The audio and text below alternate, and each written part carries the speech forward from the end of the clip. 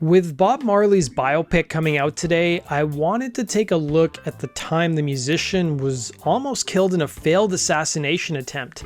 It was thought in some circles that the plot was carried out by the US government. And during the Cold War, which lasted for nearly half a century, America was paying close attention to the Caribbean to keep communism at bay.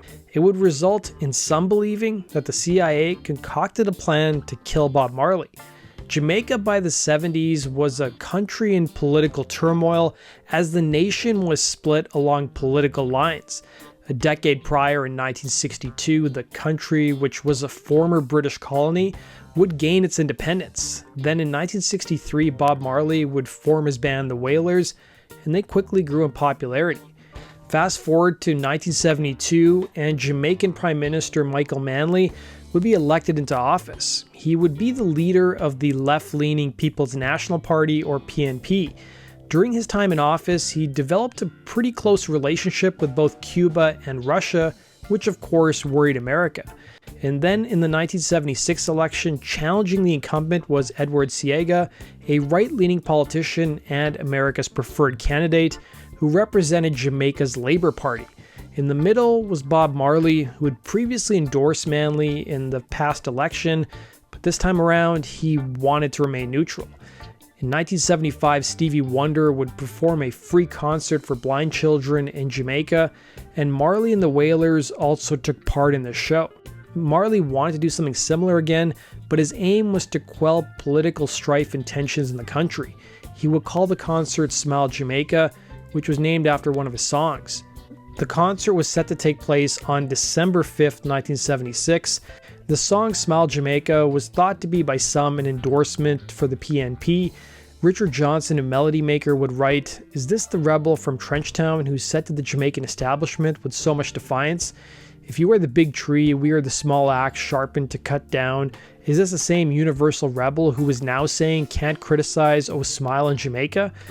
Both candidates gave their support for the concert taking place, with Manley even offering to have the performance take place on the lawn of the Prime Minister's office at Jamaica House. Posters started appearing around the capital city of Kingston, claiming that Marley would be doing a show on the lawn of the Prime Minister's residence. It gave the impression to voters that he was supporting Manley in the upcoming election. Marley soon started receiving death threats, and the musician, not wanting to take sides, held the show at a more neutral location at the National Heroes Park. But the damage was already done. In fact, Marley's camp would have to get permission from the Prime Minister's office to stage such an event. On top of that, the concert was going to be co-sponsored by the Ministry of Culture. Jeff Walker, who was the director of publicity for West Coast Records, would tell Rolling Stone, "Bob was conscious that it would be interpreted politically. I think there was a certain amount that he was willing to go along with, but he did not want to be swept into something where he was going to be used." Manley would set an election date of December 15th, 1976, 10 days after the Smile Jamaica concert was set to take place. Everything seemed to be set up to make it look like Marley would be holding the concert as a rallying cry for the PNP. It was too late for the musician to cancel the show because even that would look political. Marley's home at 56 Hope Road was thought to be a neutral territory between Jamaica's warring factions, but the musician still got security to protect his residence given the threats he was receiving. The mood around Marley's home and the band rehearsal space was tense, as journalist Vivian Goldman, who stayed at the property prior to the concert, would recall being awoken one morning to see Bob angrily talking to two men that she didn't recognize. She would describe the musician's language and tone as being aggressive, recalling that she hadn't seen him behave that way before. 2 days before the Smile Jamaica concert, the two police officers who were guarding his compound mysteriously vanished during the daytime. Then at 9 p.m., 7 to 8 assailants with guns riding in 2 cars came into the residence, shooting everything in sight. Bob's wife, Rita, was shot in the head while she was in her car, while Bob suffered a gunshot wound to his arm and chest. The bullet that struck his wife thankfully grazed her head, leaving her bloodied but alive, while the bullet that struck Marley grazed his chest and hit his arm. Bob's manager and one of his band members were also injured in the shooting, but thankfully no one was killed. The attack seemed to only last a few seconds until the assailants drove away. Witnesses claim they headed towards Tivoli Gardens, which was said to be a hotbed of Jamaican Labour Party supporters. Questions were now being raised as to who was behind the attack and whether the Smile Jamaica concert would go ahead. Some close to Marley pushed him not to do the show, while others told him backing out would be a sign of weakness. The concert eventually went ahead and Marley played to about 80,000 fans. At one point during the performance, Marley displayed his bullet wound on his chest to the crowd, and it was after the concert he relocated to the UK, fearing for his life. As for that 1976 election, it's been insinuated that Marley's performance helped the PNP win the election and stay in office. While it's been long speculated that the Jamaican Labour Party was behind the attack, there's also been some other theories that the CIA was also behind it.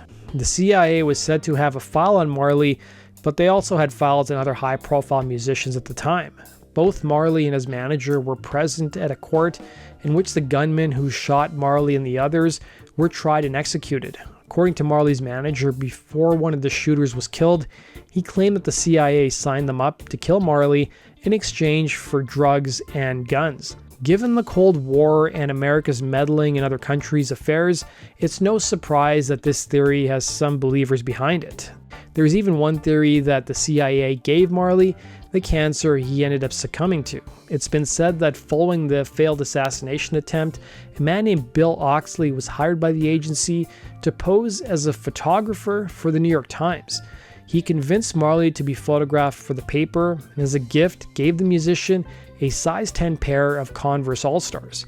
Excited, Marley tried on the shoes and was struck in the foot by something inside the shoe on the left foot.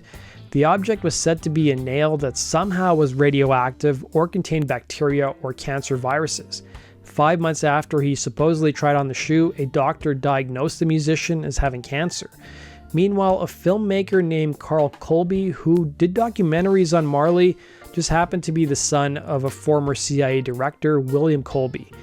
Following his cancer diagnosis, Marley opted not to get the surgery on his toe. The cancer would soon spread to other parts of his body. In May of 1981, the musician passed away. Marley would return to Jamaica 2 years later in 1978 to hold the One Love Peace concert to further quell the rising tensions in the country. At the show, he brought out political opponents Michael Manley and Edward Siega, who came on stage and shook hands. That does it for today's video, guys. Thanks for watching. As always, if you have suggestions for future topics, use the link in the description box below. We'll see you again in Rock and Roll True Stories.